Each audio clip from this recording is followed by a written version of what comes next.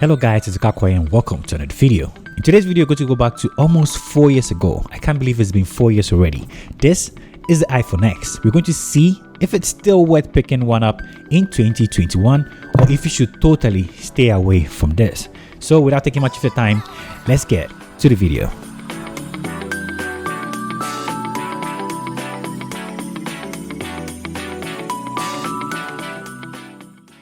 Okay, so in today's video, we're going to check out the iPhone X. This was launched way back in 2017. I can't believe it's been almost 4 years since this came out. And that actually feels like some months ago because I remember when this came out, I was so hyped about it. This made me actually jump from the iPhone 8 Plus. I was so excited because this had the new design.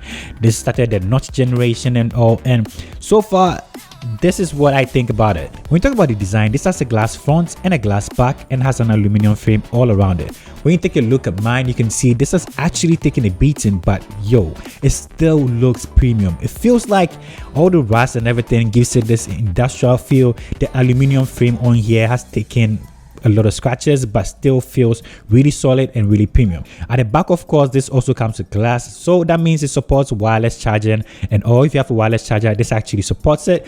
At the front, when we come to the front, we have this 5.8 screen. This is an OLED panel and has some amazing, rich, good looking colors even for 2021. When it comes to the display, this is still good.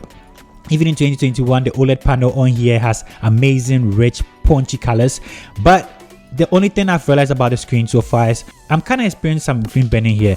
I've actually had this for the majority of the time. I think I had this a few months since the iPhone X was launched. And if you look, when we come to the notification area, I'm actually experiencing some screen burning in there. The network connection, the battery, and the time has been like it's stuck on the screen burning there. So this is due to the fact that those elements have been on the screen for majority of the time. They don't really change so much. So those elements have been bent into the screen. So if you're considering getting this, in case you are picking it up from somebody, check all of these to see how long the person has used it. If the person has used it for a very long time, you're probably going to see a couple of screen burnings here and there. But apart from that, if you get one without screen burning, the screen is perfect. It gets bright to about 630 nits or so, which is not totally the brightest, I must confess. When you're outdoor, unless you're not using the dark mode, sometimes you might find it difficult to see what's on the screen. So that is something you should actually consider when you're talking about the screen. Also on the screen, you can see the notch.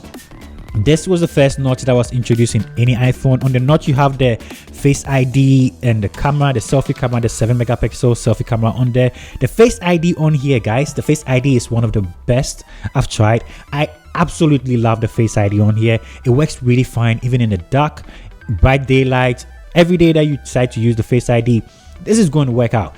I know during this pandemic, the Face ID got some hates here and there, but I still love my Face ID and I don't see myself going back to the fingerprint sensor. Even though, yeah, getting into your phone, the fingerprint sensor is fast, but when it comes to the Face ID, I hate the fact that you always have to face this directly to your screen, especially when the phone is on the table.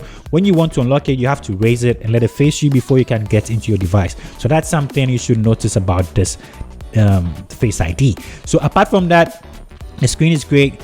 With design, this still has the lightning port down below, so even in 2021 the iPhone 12 still have the lightning port. We are not seeing the Type-C anytime soon. All right, so let's talk about the speakers on here. The speakers on here might not be the loudest, but it still gets the job done. I like it. I like the fact that we have a stereo speaker setup here. You can get the sound from down below and get a sound from up top when you're listening to or watching, consuming content. So that's really great when it comes to the speakers. So for the screen, the speakers, that is what we have so far. For almost close to 4 years, this has served me well. Let's go back to the cameras. So for the cameras on here, this comes with a dual 12 megapixel cameras here. One is an f1.8 and the other is an f2.4. So the cameras on here, yo, this is way better than most, let me say, dare I say, most mid-range Android devices out there.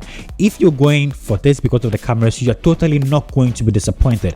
It takes amazing looking pictures. I'm going to show some pictures on the screen.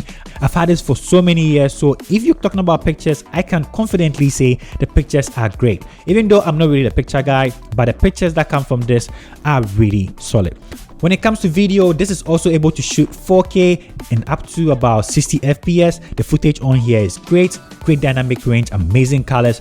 Y'all know I don't really have to say much about iPhone cameras, and you know they are really good, and it's no different from the current generation. But if you compare it to maybe say the iPhone 11 or 12, we are going to see definitely there has been some improvement in the iPhone 11 and 12 cameras compared to the iPhone X, especially when it comes to night mode and the lights. You're not going to get night mode when it comes to the iPhone X, but it still can take some good pictures in the night, but it doesn't really have a dedicated night mode feature, so you should notice that. Also, we don't get wide angle cameras on the iPhone X. That is something I must say I actually wish it did have, because the new ones actually have the wide angle cameras on it, and most Android devices in this price range also have wide angle cameras. So that is something you should notice when you decide to pick one of these up. The cameras on here, when it comes to pictures, videos, it's all great. Now let's talk about the performance. This actually has a 10 nanometer chipset in here. This is the A11 Bionic chip, and now we currently have 7 and 5 nanometer chipset out there, but guys, this is still fast. This still works really well when it comes to opening and closing apps, going into your picture, RAM management. Even though this has 3 GB of RAM for RAM management, this still works really well. And when it comes to performance, you are not going to regret. I've used this as my daily driver for the majority of the time, so I can confidently tell you that performance is also great.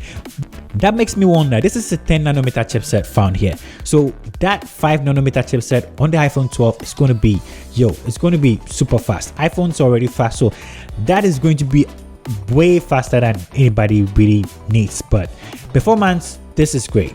If you're getting an iPhone for performance, you're definitely not going to be disappointed.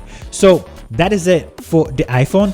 When it comes to software, this is currently running iOS 14.5. I'm on the beta, so we know this is definitely going to get iOS 15 in the next couple of months. We know Apple does a really good job at supporting its older devices. Even iPhone 6, 7, 8 are still getting updates, so you know the iPhone X is not going to go out of date in any time. This is still going to get updates from Apple in a very fast pace. Once the updates are out, you're definitely going to get it on the iPhone X. When it comes to performance, updates, softwares, the iPhone X is still good in that department.